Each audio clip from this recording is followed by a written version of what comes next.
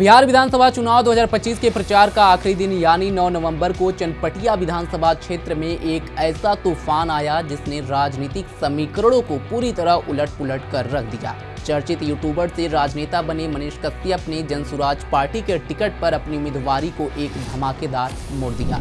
जहां एक और बीजेपी और आरजेडी के दिग्गज उम्मीदवारों के समर्थन में सभाएं ठंडी पड़ रही थी, वहीं कश्यप ने चनपटिया के हृदय स्थल सिकटा बाजार में एक मेगा रैली आयोजित कर गेम चेंजर साबित हो गए। हजारों की भीड़ ने नारों और नाच गानों के बीच कश्यप को बिहार का सनाफशाइल बुलाया और यह रैली सोशल मीडिया पर वायरल हो गई।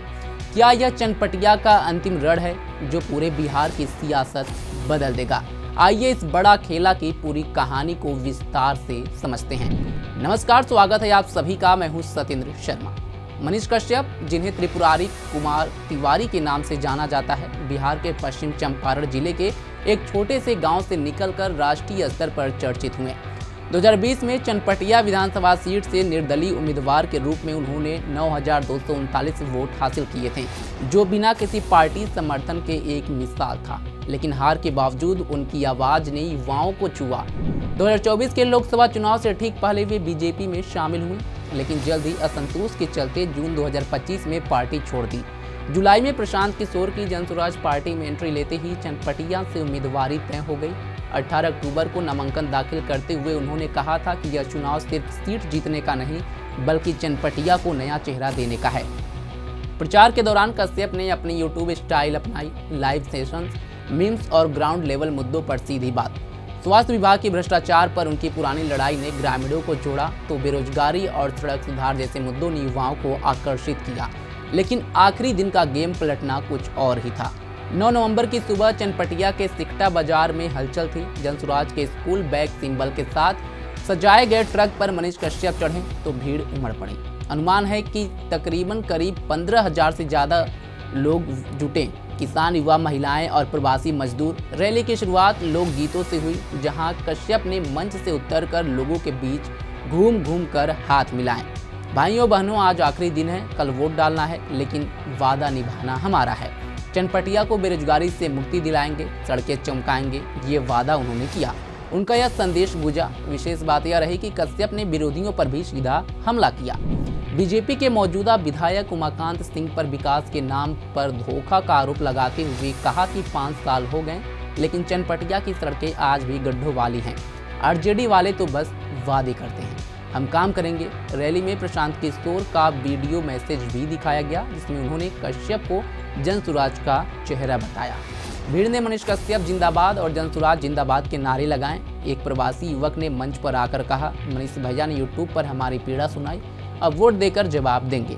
यह रैली सिर्फ प्रचार नहीं, बल्कि एक उत्सव बनी। ड्रोन कैमरों से लाइव स्ट्रीमिंग हुई और जो फेसबुक और यूट्यूब पर 5 लाख से ज़्यादा व्यूज बटोर चुकी है। विशेषज्ञों का मानना है कि यह लास्ट मिनट स्विंग युवा वोटरों को जनसुराज की ओर मोड़ सकता है। चनपटिया सीट हमेशा से बीजेपी का गढ़ रहा है। 2020 में बीजेपी के उमाकांत सिंह ने 57,000 से ज़्यादा वोटों से जीत हासिल की थी, जबकि आरजेडी के उम्मीदवार दूर थे। लेकिन 2025 में जनसुराज का उदय तीसरा फैक्टर बना।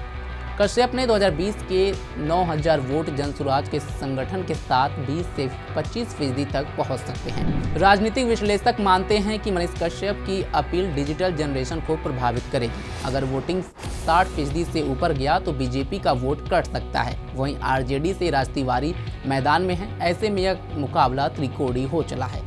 विपक्षी दलों में हड़कंप है। बीजेपी कार्यकर्ता चिंतित हैं कि कश्यप का बड़ा खेला उनके वोट बैंक को चीर लेगा। आरजेडी ने आखिरी वक्त में अतिरिक्त सभाएं बुलाई, लेकिन तब तक देर हो चुकी थी। जनसुराज के एक अधिकारी ने बताया कि प्रशांत किशोर की रणनीति काम कर गई। मनीष कश्यप ने आखिरी दिन ट्रम्प कार्ड खेला।